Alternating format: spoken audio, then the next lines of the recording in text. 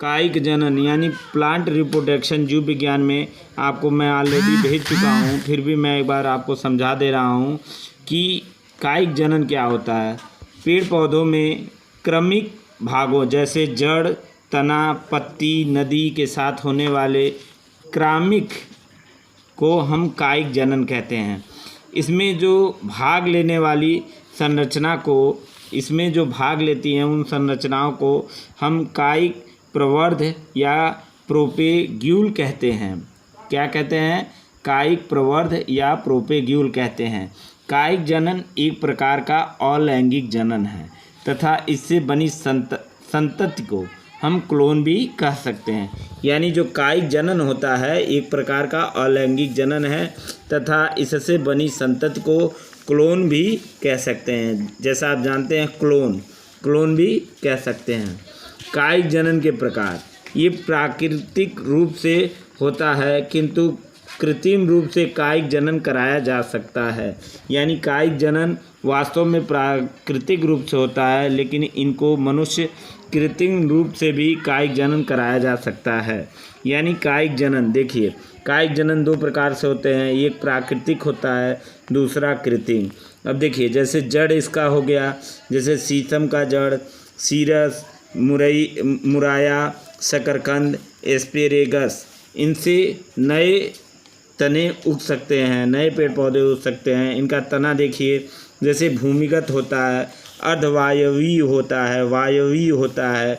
इनके जो पर्ण होते हैं, पर्ण यानी मैं आपको दिखा रहा हूँ, जैसे ये मैं पेड़ बना रहा हूँ, इसका ऊपरी जो भाग होता है वो पर्ण होता है। अब देखिए बुलबिल क्या होता है? यानी भूमिगत अगर इसको हम डाला जाए, यानी इसका पर्ण संधि द्वारा इसको बनाया जाए, तो जैसे आलू आप देखते हैं काट के उसको नीचे गाड़ा जाता है।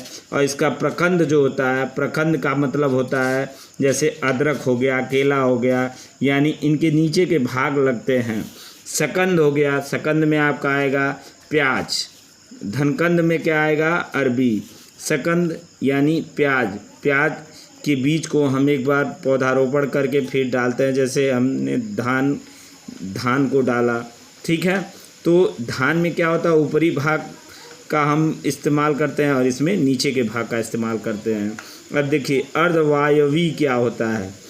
ऊपरी भूस्तरी, यानी जो दूब घास होते हैं ऊपरी भूस्तरी से ही जामते हैं, ठीक है। अंतः भूस्तरी क्या होता है? जैसे पुदीना अंतः भूस्तरी होता है, यानी अगर पुदीने का एक छोटा सा भाग आप यहाँ लगा देते हैं तो ये पूरा ये भाग आपका वह चारों तरफ पुदीना रोप लेता है, ठीक है। आपने देखा भी होगा गाँव में। अर्धवायवी में आपको ये चीज़ें समझाई गई और अंतः भूस्तरी में समझाई गई। अब देखिए भूस्तरीय क्या आता है? यानी भूमि के नीचे का स्तर को भूस्तरीय कहते हैं। एक्ट्राबेरी जो होता है भूस्तरीय में आता है। भूअस्तारिका क्या होती है? जलकुंभी जो होती है भूअस्तारिका होती है। अब आपको समझना ये है कि भूअस्तारिका जलकुंभी कैसे हो सकती है। जलकुंभी तो आपको तालाबों में ऊपर दिखाई देती होगी, लेकिन ये भूअस्तारिका मैंने जलकुंभी क्यों कहा?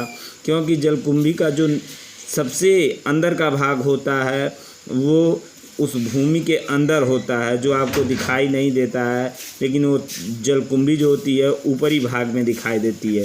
वायवीय क्या होता है? वायवीय जो होता है इसका मतलब होता है गन्ना वायवीय में आता है, यानी इसके पर्ण केवल लगते हैं। यानी गन्ने के ये गन्ना है, गन्ने के किसी भाग को काट कर आप गाड़ देते हैं तो वह फिर जाम जाता है, इसको वायवीय कहते हैं। अब देखिए, और जैसा अर्धवायवीय था या पर्ण संधि द्वारा था, आलू को हम काट कर उससे आलू प्राप्त करते हैं, ये पर्ण संधि है। लेकिन वायवीय यानी गन्ना जो है, गन्ने से गन्ना प्राप्त करते हैं, उसके ऊपरी भाग को काट कर हम कहीं के भाग को काट कर लगा दे तो गन्ना हमको मिल जाएगा। अब पर्ण देखिए, पत्थर, चट्टान, अपस्थानिका, कालिका जिसको कहा जाता है। बिगोनिया क्या होता है? पत्र प्रगंध को बिगोनिया कहते हैं। अग्रेब, लिलियम, डायस्कोरिया इसके उदाहरण होते हैं। अब देखिए लैंगिक जनन के चरण। लैंगिक जनन के चरण क्या होता है? अवस्था यानी लैंगिक जनन का चरण क्या होता है। देखिए, पहला हमारा होता है किशोरावस्था। पेड़ पौधों में कायिका अवस्था इसको भी कहा जाता है। क्यों कायिका अवस्था कहा जाता है? क्योंकि पेड़ पौधों में कायिका अवस्था के द्वारा ही उनको नया जीवन मिल सकता है। जीवों में अवस्था के पूर्व कायिका अंडों में वृद्धि होती है, यानी जीव में अवस्था के पूर्व कायिका अंडों में वृद्धि होती है तथा जीव परिपक्वता प्राप्त करता है। इस अवस्था को हम किशोरावस्था कहते हैं। इस अवस्था की अवधि पादपों में भिन्न होती है तथा जीवों में अलग होती है। अब उसके बाद आता है वयस्कता अवस्था में जनन अवस्था, यानी जब हम वयस्क हो जाते हैं उसमें जनन अवस्था क्या होती है। देखिए, किशोर अवस्था की समाप्ति पर जीव अपने ही समान संतति को जन्म देता है। इस अवस्था को जनक अवस्था कहते हैं, अर्थात माता एवं पिता की जो अवस्था होती है वो जनक अवस्था होती है। जीर्णमान जीर्णता या वृद्धावस्था क्या होती है। वयस्कता अवस्था की समाप्ति पर जीवन के अंतिम चरण में उत्तरोत्तर रूप से अनेक परिवर्तन होते हैं, जिससे उपापचय क्रियाएं मंद हो जाती हैं और इस अवस्था को वृद्धावस्था कहते हैं, जिसको हम बूढ़े या बुजुर्ग गांव में कहते हैं। तथा इसके अंत में क्या होती है, इनकी मृत्यु हो जाती है। अब देखिए, प्रजनकों के प्रकार क्या होते हैं। प्रजनकों के प्रकार दो प्रकार के होते हैं। ये दो प्रकार के होते हैं। पहला होता है मौसमी, जिसे सीजनली कहते हैं। वे जीव जो पर्यावरण के अनुकूल परिस्थितियों में निश्चित ऋतु में अपने समान संतान को जन्म देते हैं, उनको मौसमी जन कहते हैं। जैसे मान लीजिए जो पेड़ पौधे होते हैं, जैसे आम मान लीजिए, अमरूद, कटहल आदि, पक्षी, मेढक, छिपकली एवं प्रकृति में रहने वाले जीव असामान्य पुष्पीकरण यानी नील, कुरेंजी ये इत्यादि जो होते हैं वो मौसमी होते हैं। यानी आम जब फरता है तो गर्मियों के सीज़न में फरता है। अमरूद का भी एक सीज़न होता है, कटहल का भी एक सीज़न होता है। और पक्षियों में भी कुछ पक्षी ऐसे होते हैं जो एक सीज़न में ही दिखाई देते हैं। मेढक भी एक सीज़न में ही दिखाई देते हैं। छिपकली का भी एक सीज़न ही होता है। अब देखिए, सतत प्रजनक क्या होता है।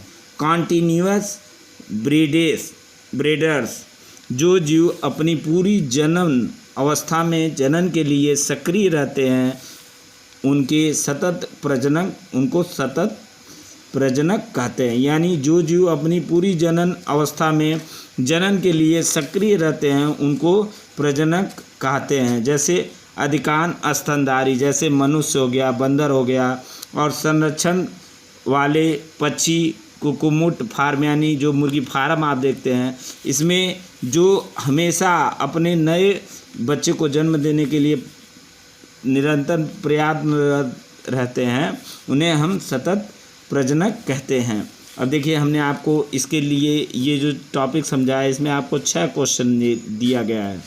प्राकृतिक कायिक जनन किन अंगों द्वारा होता है। पहला, नहीं आएगा तो आप पूछ सकते हैं। दूसरा, कृत्रिम कायिक जनन की विधियां क्या हैं। तीसरा, क्लोन किसे कहते हैं। चौथा, जीवन चक्र क्या है। पांचवा, जीर्णावस्था से आप क्या समझते हैं। और लास्ट, आलू के पादप का प्रवर्धन किस प्रकार होता है। धन्यवाद।